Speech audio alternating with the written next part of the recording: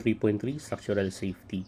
So, sa working stress design, yung factor of safety is being determined by uh, comparing the smaller value between these two ratios here. Now, these two ratios are being determined by comparing our stresses caused by the service loads and comparing it to the allowable na mga stresses. Now, whichever is the smaller value between these two, ito na ngayon yung magiging factor of safety natin, which shall be multiplied to the sum of the service loads. For the ultimate strength design naman, we are considering the strength reduction factor para ma-take natin into consideration yung uncertainties.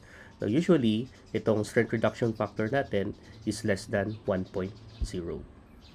Now, itong strength reduction factor is being multiplied to the nominal strengths. For example, in the case of flexure, yung nominal moment natin is multiplied by the strength reduction factor para ma-determine natin yung capacity for flexure.